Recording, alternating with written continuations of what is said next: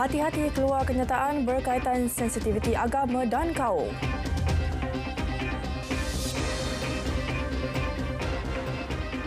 Assalamualaikum dan salam Malaysia Madani. Berita tengah hari bersama saya Tira Aminuddin.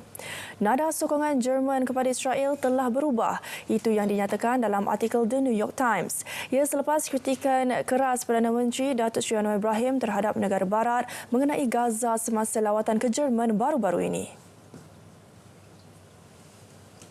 Artikel turut memaklumkan perubahan berlaku dengan peningkatan kemarahan antarabangsa terhadap pertambahan korban warga Palestin.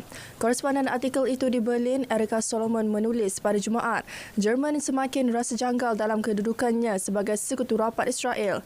Menariknya, artikel itu juga menunjukkan satu hujah kuat yang dibawa balik daripada lawatan Perdana Menteri ke Berlin awal bulan ini yang mana beliau telah mengkritik negara barat kerana betapa kurangnya tindakan mereka terhadap kekejaman Israel di Gaza.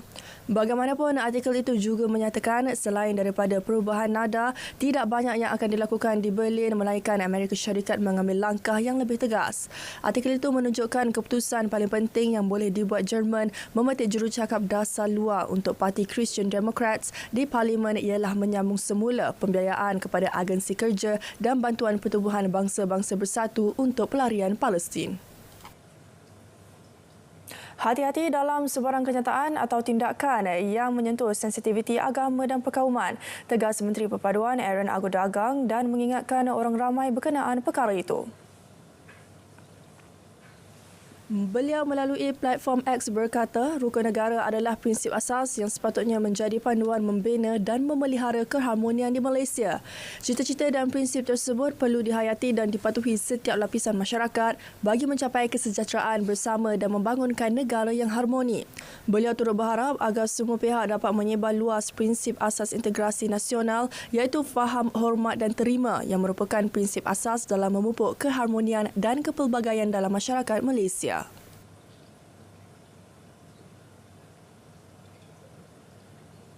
Sultan Pahang Al-Sultan Abdullah Riayatuddin Al-Mustafa Billah Shah menzahirkan rasa duka cita dan kecewa susulan kejadian serangan bom petrol membabitkan kedai serboneka KK Mart di Kuantan semalam.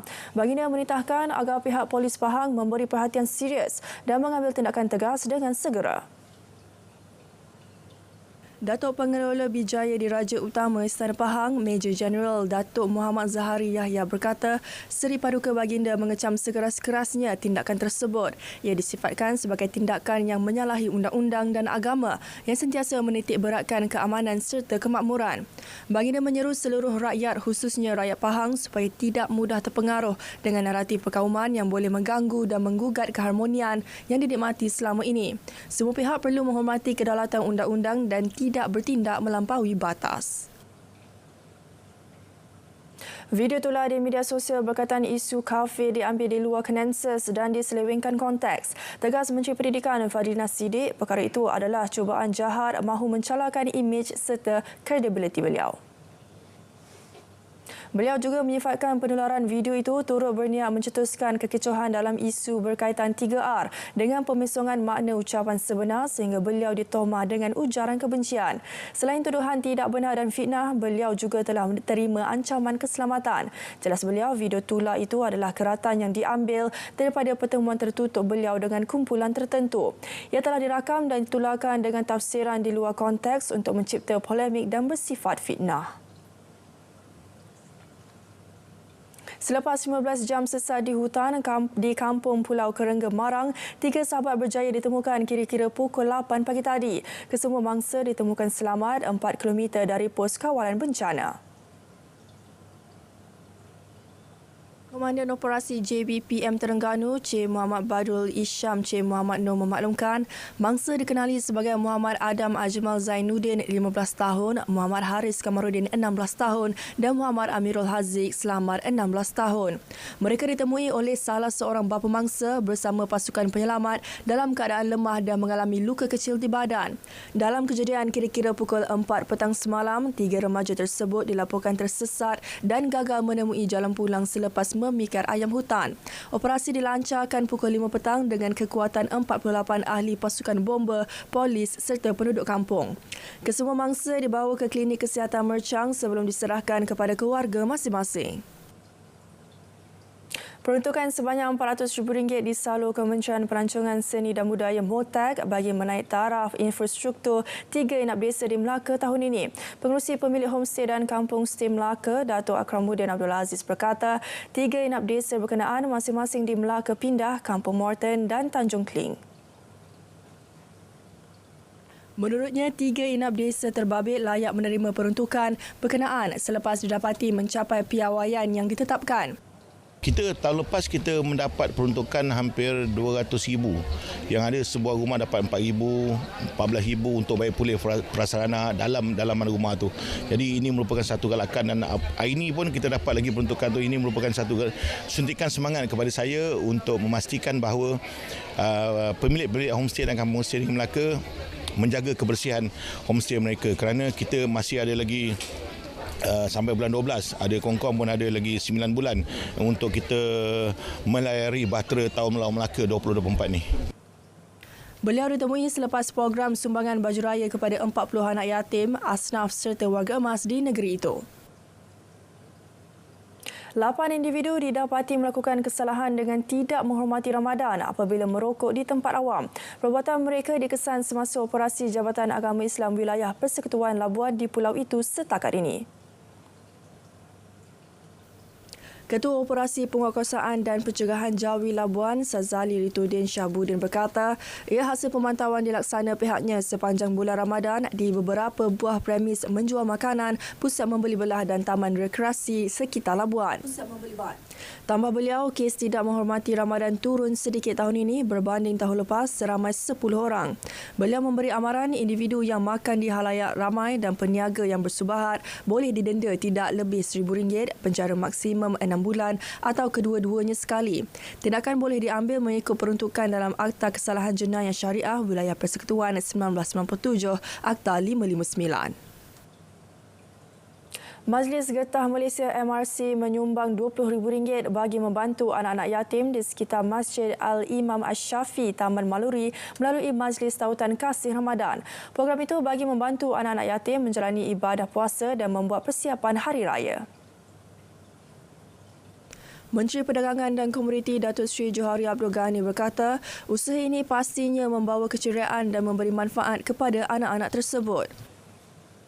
Sama-sama berbuka puasa dengan anak yatim yang dianjurkan oleh Malaysian Rubber Council dan juga pengurusi dengan Jawatankuasa Masjid Al-Syafi'i. Jadi saya ucapkan terima kasihlah kepada MRC yang telah mengambil inisiatif ini dan datang ke Taman Maluri ini. MPC adalah sebuah syarikat yang diberi jaminan di bawah Kementerian Perusahaan Perdagangan dan Komoditi.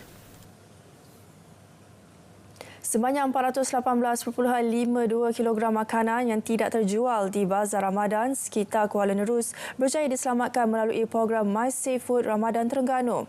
Lebihan makanan tersebut diagihkan kepada mahasiswa dan komuniti sekitar yang kurang berkemampuan. Pengarah Kementerian Perdagangan Dalam Negeri dan Kos Sara Hidup KPDN Terengganu, Saharudin Muhammad Kia berkata, usaha dibuat bagi membudayakan sistem pengurusan lebihan makanan yang efektif, secara tidak langsung mengurangkan pembaziran makanan menjelang 2030. Kita mengharapkan supaya selepas ni usaha-usaha sebegini dapat diteruskan lah. Walaupun kita tahu memang ada setengah-setengah tu insentif daripada peniaga sendiri. Kalau ada lebihan mereka tinggalkan di masjid dan sebagainya untuk moral dan sebagainya. Jadi usaha ni kita buat dengan kerjasama daripada NGO lah, Persatuan Agama Malaysia. Dalam perkembangan lain, beliau berkata Bazar Rahmah Aidilfitri akan diadakan bermula 4 April ini di 32 lokasi seluruh negeri. Penganjurannya bakal menawarkan barangan keperluan hari raya pada harga lebih rendah. Lebih 5,000 asnaf fakir miskin dan anak yatim disantuni menerusi program Jelajah Ihya Ramadan Ehsan 2024 bermula 17 Mac lalu. Program bertujuan membantu golongan memerlukan selain menyampaikan zakat kepada golongan sasar yang layak. Ehsan Group memang setiap tahun kita buat. Setiap tahun kita buat, kita raikan asnaf, golongan asnaf, anak-anak yatim, ibu tunggal dan juga kita raikan fakir miskin di sesuatu tempat. Dan kami Ehsan ni kita pergi ke kawasan-kawasan pedalaman juga, macam kita pergi ke Lurah Bilut dan kita pergi ke Felda Palung, berjumpa penerima di sana dan kami sampaikan sumbangan sedikit daripada syarikat kami lah. Beliau berkata demikian selepas menyampaikan sumbangan kepada program iftar serta sumbangan zakat dan infak di Port Dickson. Seramai 100 orang penerima diraikan pada sesi tersebut. Alhamdulillah, saya sangat bersyukur sebab kita orang ni pun bukan daripada keluarga yang senang. Sekarang pun saya tengah menjaga mak mentua saya, dia tengah dialisis sekarang ni. Seminggu 3 kali lah. Syukur sangat-sangat dapat bantuan ni. Setiap tahun dia akan panggil kami lah. Alhamdulillah lah. Perasaan saya waktu dapat duit raya tu rasa sebab sikit lah. Sebab macam selalu tengok dekat orang dekat TV je orang dapat, anak yatim dapat duit raya. Lepas tu tiba-tiba kita sendiri yang dapat. So rasa macam aku dah jadi anak yatim. So macam tak sangka benda tu berlaku. 700 pack bubur lambu diedarkan kepada orang ramai di pekarangan Stadium Darul Aman Alustar Kedah semalam. Ia hasil inisiatif Kelab Motosikal Ride Santai bagi meraihkan orang ramai membeli kelengkapan Adi Fitri di sekitar bandaraya itu. Penganjuran tradisi pengedaran bubur lambu itu diadakan setiap tahun bagi mengimarahkan bulan Ramadan. Ia juga sebagai tanggungjawab sosial korporat untuk berkongsi rezeki dengan masyarakat setempat. Dan kami upuh bersama-sama kerana motor. Kami bangga dengan ada sahabat yang saling memberi dan sangat sokong kami. Terima kasih banyak-banyak semua yang menyokong dan inilah sedikit daripada wakil-wakil kelab motor kami untuk teruskan memberi kepada masyarakat, insya-Allah. Kelab Motosikal Ride Santai merupakan antara kelab motosikal yang aktif melakukan kerja-kerja kebajikan di samping mempromosikan lokasi pelancongan menarik di Kedah.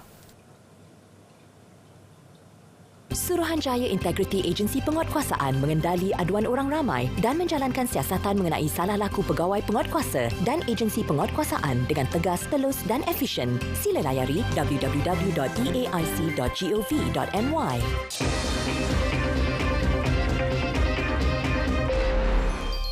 Kementerian Kewangan memperincikan skop pengecualian cukai perkhidmatan CP bagi membantu mengurangkan kesan langsung kepada kos sara hidup rakyat dan insiden cukai berganda sektor logistik. Untuk mengurangkan impak kepada operasi harian aktiviti logistik, pindaan dibuat terhadap perkhidmatan penghantaran, pengedaran atau pengangkutan barang yang dikabungkan sebagai satu butiran. Melalui perkabungan tersebut, skop kemudahan pengecualian antara perniagaan B2B telah diluaskan dengan tidak lagi perlu membayar CP ke atas perolehan perkhidmatan penghantaran, pengedaran atau pengangkutan barang. Perkhidmatan logistik yang dibekalkan di kawasan khas atau kawasan ditetapkan tidak tertakluk kepada kenaan CP kecuali perkhidmatan ejen custom yang kekal dikenakan CP seperti sebelum ini. Penambahbaikan itu susulan daripada perluasan skop pengecualian CP bagi sektor logistik yang diumumkan pada 11 Mac 2024. Kerajaan juga telah bersetuju supaya pengecualian membayar CP diberikan kepada perkhidmatan penyelenggaraan. UOB Malaysia melancarkan The Business Circle di Malaysia bagi memperkasa pemimpin generasi akan datang dalam perniagaan keluarga di Asia. Ia merupakan inisiatif perintis yang kini mempunyai komuniti terdiri daripada lebih 1,000 perniagaan. Jumlah itu melibatkan syarikat korporat besar kepada perusahaan kecil dan sederhana PKS di seluruh rantau termasuk Malaysia. Sebagai ahli The Business Circle, para peserta mendapat akses eksklusif kepada pertukaran pengetahuan peluang perangkaian di seluruh rantau. Selain potensi kerjasama dan sokongan kewangan daripada institusi kewangan, perniagaan keluarga membentuk lebih 60% daripada syarikat tersenarai awam dan bahagian lebih besar daripada syarikat swasta di ASEAN. Ia memainkan peranan penting dalam memacu pertumbuhan ekonomi yang berterusan di Malaysia dan rantau ini. Rapid Bus Sdn Bhd memperkasakan sistem keselamatannya dalam usaha mengelakkan insiden yang tidak diingini berlaku ketika beroperasi. Ini termasuk menggandakan latihan dan peringatan bagi prosedur operasi standard keselamatan kepada pemandu bas. Walaupun kita kata tu memang kita memang diorang ni memang terlatih, tapi memang saya ingat 2 bulan lepas kita dah bagi reminder, refresher, kita buat video bagi diorang ingat semua. So alhamdulillah memang apa ni, sebagai contoh lah kan, macam ada yalah, maknanya dari segi SOP tu memang betul. Dia yang nombor 1, dia kena pastikan keselamatan nombor 1, keselamatan passenger. Susulan kejadian bas syarikatnya terbakar baru-baru ini, Rapid Bus turut mengambil tindakan proaktif yang melibatkan usaha serta pendekatan lebih berkesan bagi meningkatkan tahap keselamatan.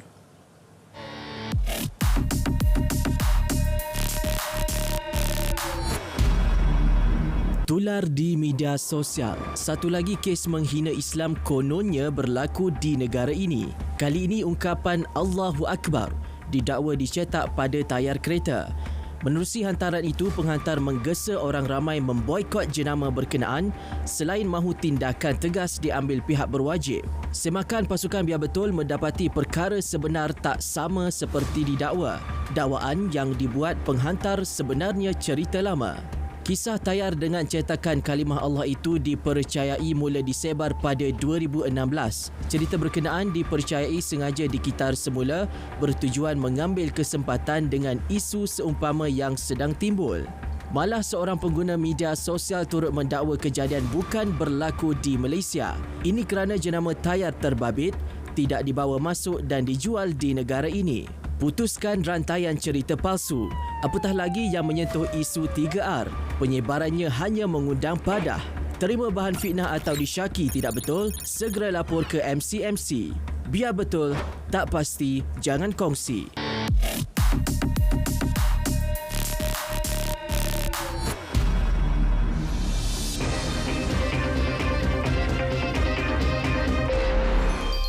Amerika Syarikat meluluskan penjualan senjata dan jet pejuang baru bernilai berbilion dolar kepada negara haram Israel. Senjata diluluskan untuk jualan oleh Presiden Joe Biden itu termasuk lebih 2,000 bom pelbagai jenis.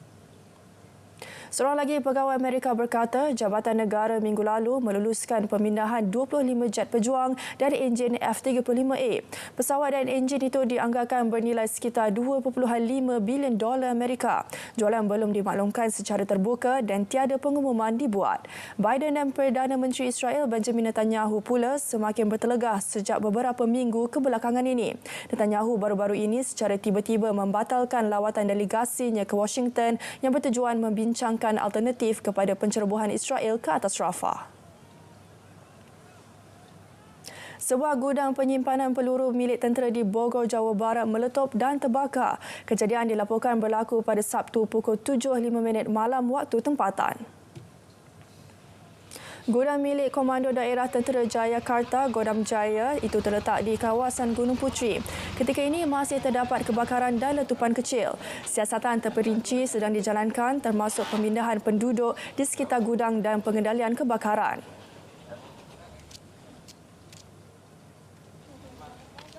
Kami menganalisa bahwa ini karena munisi yang sudah kadaluarsa, yang sudah dikembalikan, dan kami sudah membuat surat untuk penghapusan sebenarnya dari awal tahun kemarin.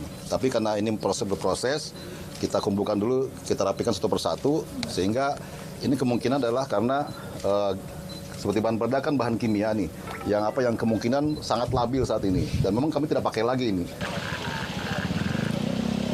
Sejumlah jentera bomba digerakkan ke lokasi kejadian. Kerja pemadaman akan dilakukan apabila letupan reda bagi mengelakkan sebarang risiko yang tidak diingini. Kanak-kanak lelaki berusia 15 tahun Islam Khalilov dianugerahkan pingat oleh Pentadbiran Agama Islam Persekutuan Rusia dan Majlis Mufti Rusia. Ini susulan dia menyelamatkan berpuluh-puluh orang semasa serangan di Dewan Konsert Crocus City Hall minggu lalu. Pada majlis yang diadakan sebelum solat Jumaat di Masjid Katedral Moskow itu, Khalilov dihadiahkan Medal for Service to Muslims of Russia kerana keberaniannya. Наш молодой брат, который ходил в опасное место, оттуда, показывая дорогу, спасал более 100 человек. Спасал их жизни. И, безусловно, Наша награда – это только на этом свете.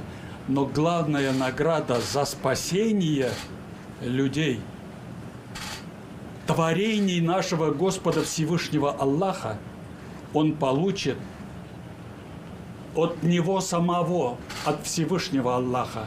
И эта великая награда обязательно ислам получит. Кто находится на смене, другие тоже ребята делают, все помогали, как могли. Ну и, конечно, хотел бы обратить внимание и дать благодарство другим ребятам, кыргызам, которые тоже помогали всем, как могли. Pingat turut akan diberikan kepada rakan sekerja Khalilov, Artyom Donskov yang turut membantu semasa insiden berlaku.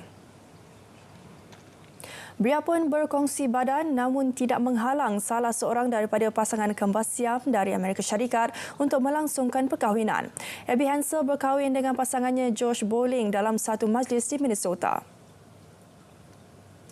Abby dan kembarnya Brittany, 34 tahun, terkenal selepas menjadi antara kembar Siam pertama yang hidup selepas dilahirkan. Pasangan itu berkongsi satu badan dari pinggang ke bawah, termasuk berkongsi semua organ seperti usus, pundi kecing dan organ pembiakan. Mereka yang pada awalnya merahsiakan hubungan tersebut, namun satu dokumen mendedahkan bahawa Abby dan veteran tentera Josh berkahwin pada 2021.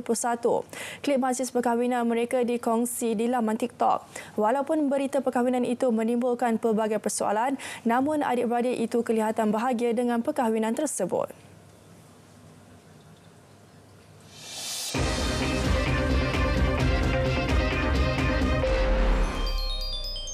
Jago skuash wanita negara Siva Sangri berjaya menyingkirkan pemain nombor 1 dunia Noor El-Sherbini dari Mesir semalam meneruskan rentak cemerlang kepada edisi sulung kejohanan skuash klasik London. Juara Sukan Asia 2022 itu mengambil masa 24 minit untuk mencipta kejutan ke atas El-Sherbini 11-9, 11-9 pada pertandingan Jelajah Dunia Persatuan Squash Profesional PSA bertaraf emas di Alexandra Palace, London. Pemain nombor 16 dunia itu berpeluang mencipta satu lagi kejutan ke atas pemain yang berada dalam kelompok 10 terbaik dunia. Siva Sangri dijadual bertemu pemain nombor 4 dunia dari Belgium Nele Gilis di separuh akhir hari ini. Bercakap kepada PSA selepas perlawanan, Siva Sangri masih tidak percaya dapat mengalahkan juara dunia 7 kali El-Sherbini buat kali pertama selepas 3 pertemuan.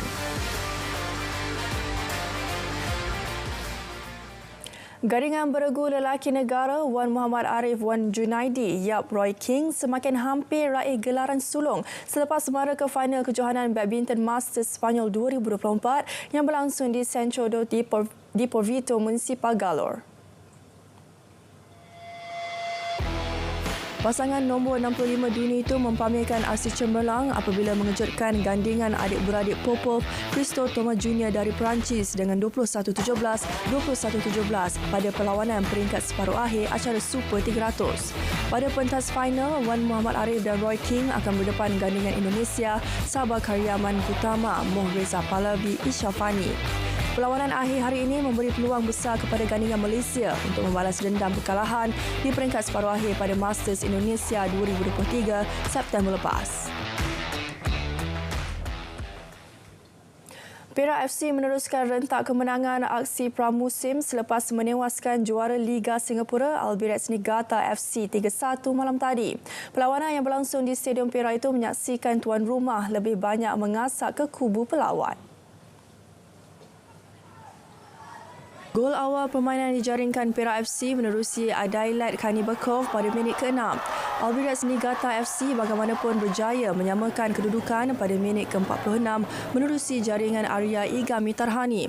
Minit ke-54, Perak FC kembali di hadapan selepas Adli Ahmad menjaringkan gol kedua tuan rumah.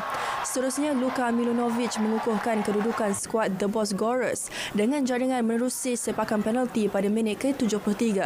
Jurulatih Perak FC, Yusri Sheila, memuji komitmen ditunjukkan pemain walaupun masih ada kelemahan yang perlu diperbaiki.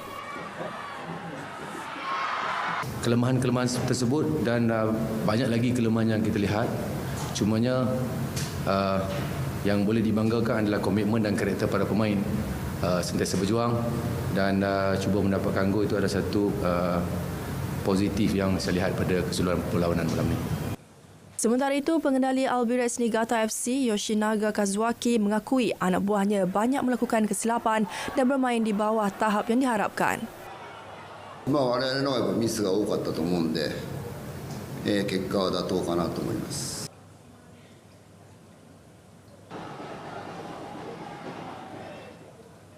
Berita tengah hari berakhir di sini dari Sungai Kesegara Palestin Pasti Merdeka. RTM teman setia anda. Assalamualaikum.